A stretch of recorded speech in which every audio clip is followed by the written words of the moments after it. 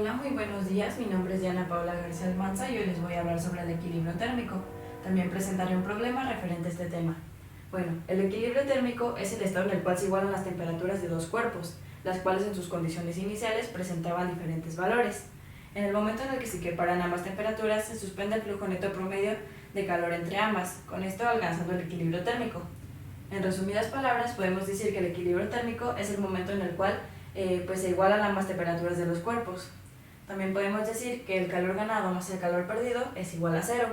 De aquí es donde surge nuestra fórmula, la cual nos dice que la masa por el calor específico por la variación de temperatura de un cuerpo más la masa por el calor específico por la variación de temperatura del otro cuerpo es igual a cero. En base a esto vamos a resolver nuestro problema. El problema nos dice que un bloque de cobre de 1.3 kilogramos se calienta a 200 grados centígrados y luego se introduce en un recipiente aislado que se ha llenado parcialmente con 2 kilogramos de agua a 20 grados centígrados. Nos pregunta cuál es la temperatura de equilibrio. Para ello, primero vamos a extraer los datos de nuestro problema. Como ya mencionamos en nuestra fórmula, la M nos representa la masa, la C nos representa el calor específico y delta T es igual a la temperatura final menos la temperatura inicial, que vendría siendo nuestra variación de temperatura o diferencia de temperatura. Ahora sí, vamos a extraer los datos. Como primer dato tenemos 1.3 kilogramos, que vendría siendo la masa del cobre, lo colocaremos de este lado. También tenemos la temperatura inicial del cobre, que en este caso es de 200 grados centígrados. Ahora, como siguiente dato tenemos 2 kilogramos, que sería nuestra masa del agua, y como temperatura inicial del agua tenemos que es de 20 grados centígrados. Ya que tenemos los datos, vamos a sustituir en nuestra fórmula. Como podemos observar, necesitamos el calor específico. El calor específico lo podemos obtener ya sea en joules sobre kilogramo por grado centígrado, en calorías sobre gramo por grado centígrado. En este caso lo voy a utilizar en gramos, por lo tanto voy a necesitar convertir mis unidades. Para esto vamos a utilizar el factor de conversión de kilogramos a gramos, que sería 1000. Multiplicaríamos 1.3 por 1000 y nos daría 1300 gramos. Y lo mismo vamos a hacer con los 2 kilogramos. Multiplicamos 2 por 1000 y nos daría nuestros 2000 gramos. Ahora vamos a sustituir en la fórmula. Primero nos quedaría la masa de nuestra primera sustancia, que es el cobre, 1300 gramos, por el calor específico del cobre, que sería 0.093 calorías sobre gramo por grado centígrado, por la variación de temperatura, que es la temperatura final, menos 200 grados centígrados, que es la temperatura inicial.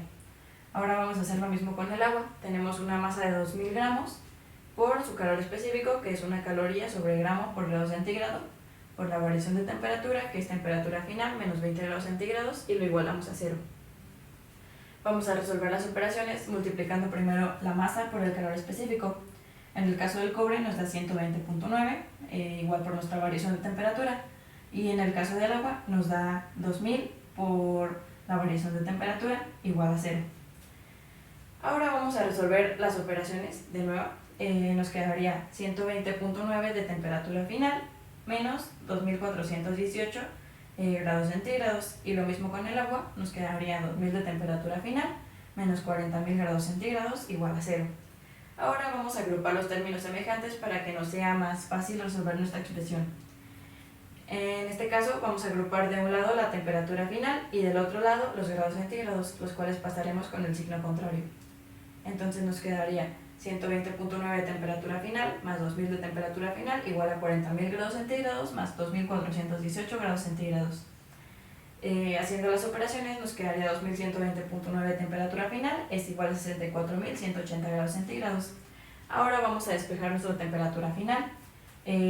Para esto vamos a pasar el 2120.9 hacia el otro lado dividiendo, y nos quedaría 64.180 grados centígrados entre 2120.9, y haciendo esta operación nos queda que la temperatura final es de 30.26 grados centígrados.